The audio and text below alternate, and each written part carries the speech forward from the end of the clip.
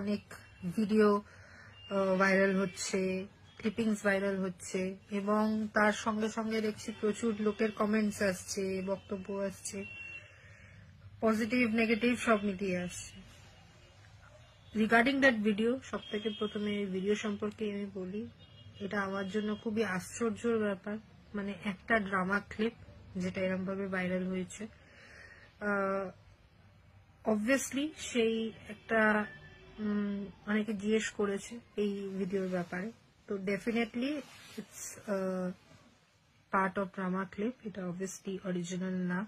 At the end of the day ওটা একটা part of drama.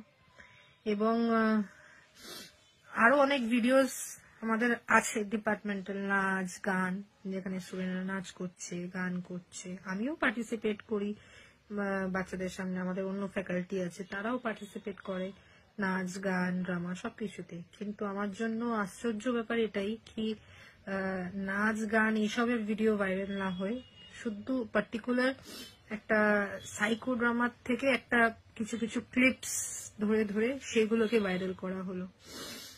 এটাই আমার জন্য আশ্চর্য ব্যাপার। এবং এটা কে করেছে, কি উদ্দেশ্য নিয়ে করেছে, সেই ব্যাপারে আমি আর যাচ্ছি না, আমি বলতে চাইছি না।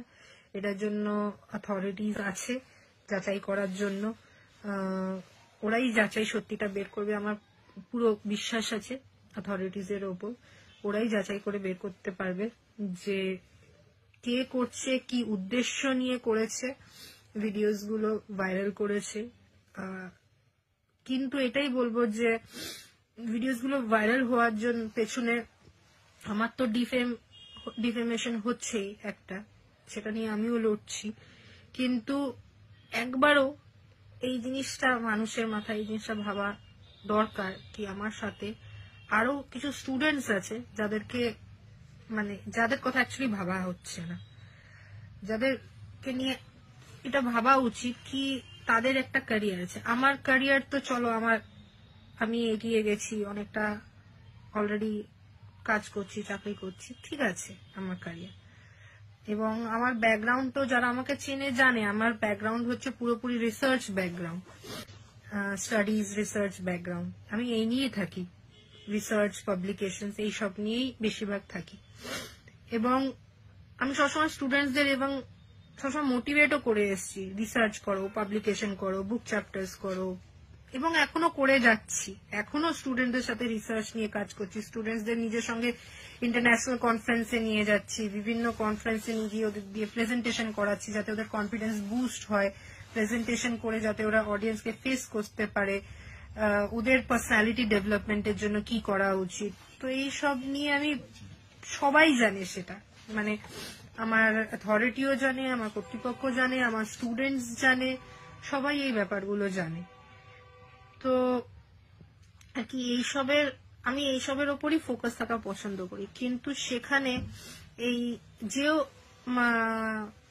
ভিডিওগুলো বেসিক্যালি ভাইরাল করেছে, কিছু একটা মন্তব্য রেখে যে ভাইরাল করেছে, সে একবারের জন্য এইটা ভাবছে না যে স্টুডেন্ট গুলোর কি হবে, স্টুডেন্টসদের মেন্টাল স্টেবিলিটিকে এফেক্ট করছে।